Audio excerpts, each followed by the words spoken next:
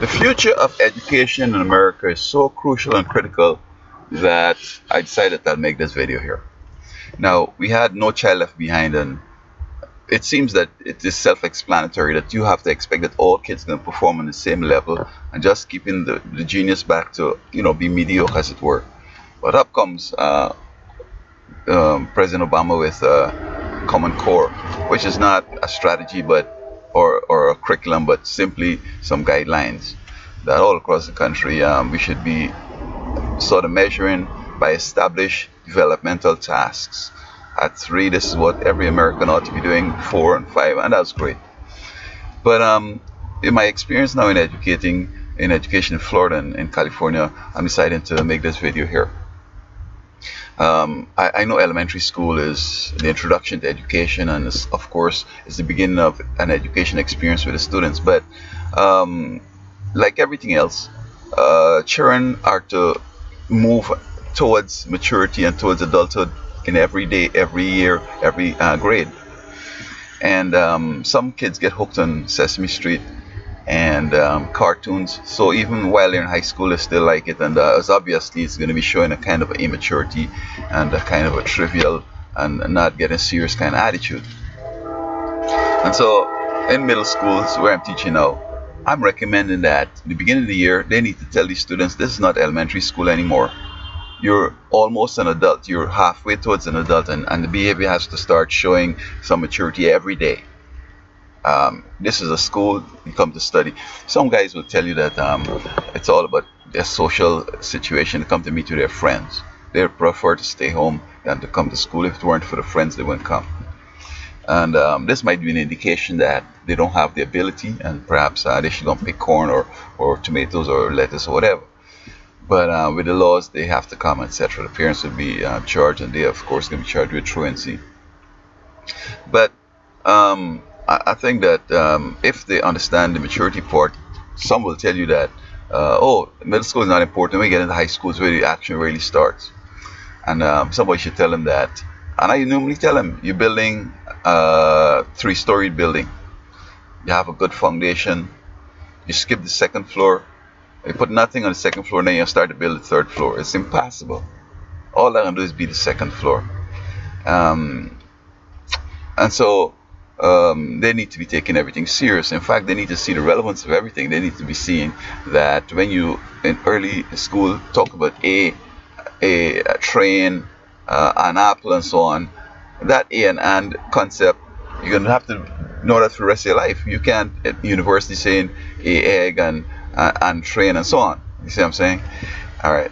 And so everything is important, and they need to memorize this stuff so that later on they won't have problems. Because what I believe, many of the students that seem to be dumb, and even these ones that saying that they prefer to stay home with their friends, stay home just because the friends and the truancy law they can get them, I think that they're not necessarily dumb. It's just they have not mastered the information that has preceded. So they're having some difficulties right now in middle school, and figure the way to go is to drop out, and they're also skipping it. And then in high school they expect to do well. So if we let them know that everything you start from, they teach them how to sound the words out. Ka, hat. So you'll be able to spell it. But in middle school it asks you how to spell independence. Whereas the sounding out thing they had done in 1st grade, they forgot it. They're not using it anymore. Whereas it should be forever. And I think this is a cop-out, because what somebody has done with this sounding out words, as opposed to knowing words, memorizing words and learning the meaning, and start writing it from the first time correct. They say, okay, it's okay, we just want to see them. They write anything, it doesn't have to be right. And in middle school, they're still doing that same thing. So they need to be building words. In elementary school, it's a knowledge thing. They have the capacity to just throw stuff in the brain and just collect it. And this is the time when they ought to be being familiarized with languages. So elementary school is just knowledge. I see they're trying to have them analyzing and all that kind of stuff. That's a waste of time. Just knowledge. Languages, science, just throw the stuff in. Just memorize it. And then when they get into middle school, they're going to start going on higher levels, maybe understanding and application and stuff like that. And in high school, you hope that they can go further.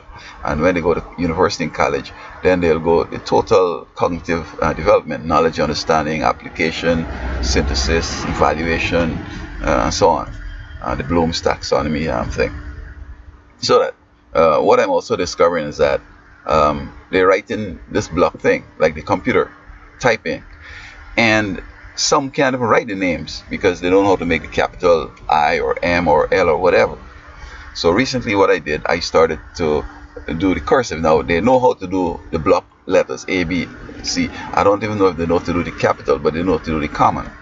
And it's easy now to show how you make an A that is going to be cursive. It has that tail at the back and something to join with another word in front, with the other letter in front. So that very quickly have them join up A to Z.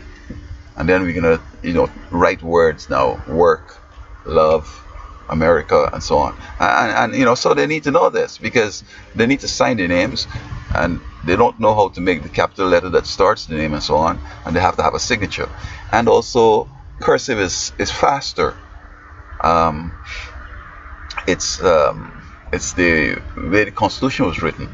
And sometimes I write my name in cursive and they ask, what's that? Some will know it, especially those who come from Samoa and the Tonga and places like that, and overseas, because it's important they do it in those countries. Also in middle school, what they ought to be doing is start getting ready for a career. In elementary school, I noticed they have uniforms. Some will put on fireman, some will put on army, some will put on doctor, nurse, whatever. They have a section where they put on big goggles and trying to play like Big Daddy or whatever. And I think it's great. I tried to compare American education, my education. We were so impoverished that a lot of things that Americans do, we couldn't do. We had to cut to the basic. But that's an important experience in trying to, model themselves in a variety of professions.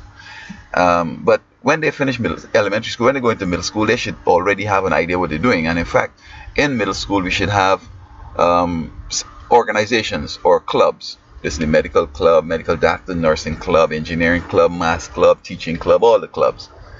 And so they could go through different ones and find out about different professions. And it would be great maybe if they see the videos or if they have the practical experience and go in field trips to various types of industries and to court, the hospital and whatever, and see how things are done, talk with the people so they could have an idea where they're going to.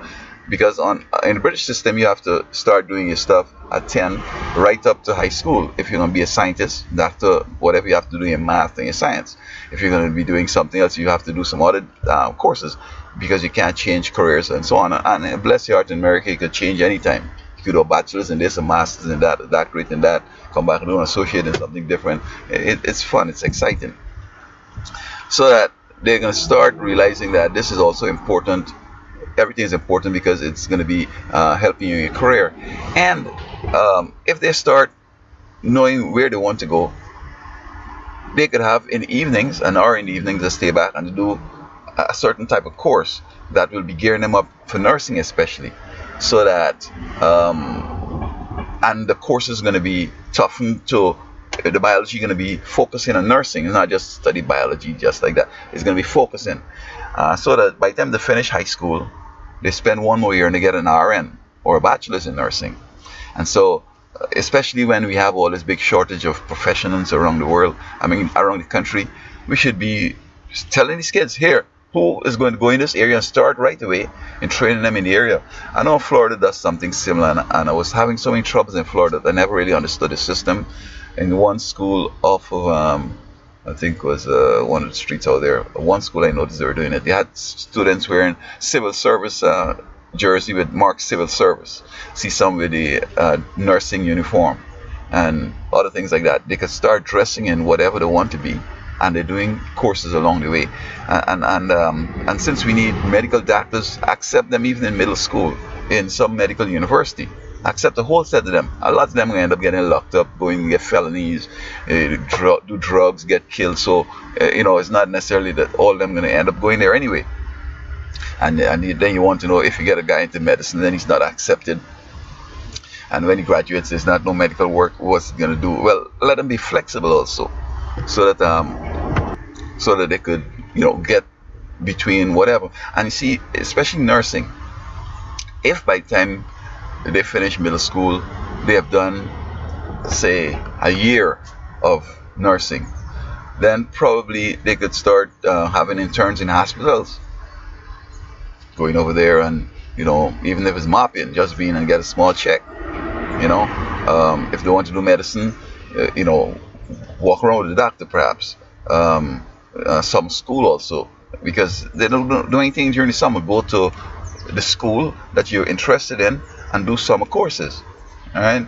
So I'm saying that with medicine, for example, after they graduate from high school, the next year or soon after, maybe a month after or something like that. You don't want them to graduate a bachelor's before the high school diploma, but they're doing both, and you're making sure that the experience is the need for, in high school to be able to appreciate certain courses. You tailor it correct, all right, so that they can't graduate to the bachelor's and the high school diploma at the same time, a year after, and next 4 years they end up they go straight into med school and do medicine. So we'd be able to curtail and to make an inroad into the type of vacancies we have, and of course, if they decided to work in impoverished areas, the tuition will be forgiven. Give them the loans, right?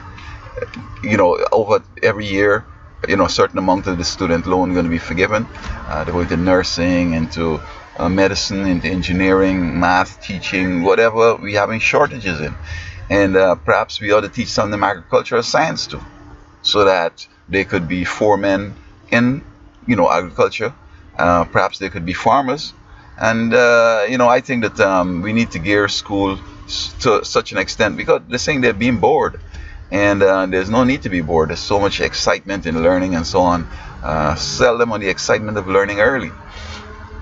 And so getting them matured real quick, having them start focusing on what profession they want to be, and even start having some experiences in it, doing the elementary things along the way, and summers they could go and intern in whatever they're interested in and so on. And if they don't find that exciting, try something different. And interning, they're going to find the niche, and eventually they could have the student loans available, because many of them may not qualify. I don't understand the qualifications for student loan, but I'm just assuming some may not qualify, so that they could go ahead and give it to them. They go ahead and accept them into whatever school they want to go, medicine, nursing, education, whatever, and to do the sum, so that very quickly they could graduate, and when they go there, they'll be very competent. And along with the cursive writing, I think this would make a big difference. So while computing and technology is good, and coding and so on, it's important that we need other things. And what I find is that, especially many of the black boys, they're telling me that they're going to make a video game, or they're going to make music, or they're going to be in the NBA or the NFL. And I'm trying to say, look, son, why don't you still also, while you want to do that, also do your academics?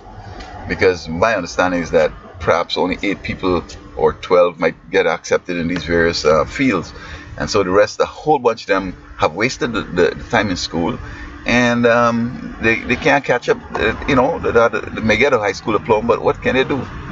They don't have that experience and the continuity in the education. And those who make it, as one person said, just play like big men, but it's read like little boys, or like kids, elementary school students. So even though they may have an ambition for NBA, they should be serious about school and learning to read and write, and so that they get involved in temper. They have high temper, flashpoints. They want to fight. They want to do all kind of stuff.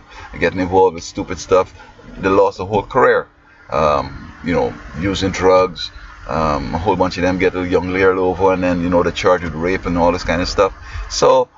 This is, I think, the new strategy should be, and Common Core is great. I love it, and I hope that parents will support it too, and help us to maintain, because I'm telling them this is a superpower, and you got to be superpowered to be here, and we can't depend on the military and have our homes breaking up, having bogus churches, and the economy is fictitious, and so many other things. All that will make the military don't even have to be tested, because when these things fall apart, you don't have a military again.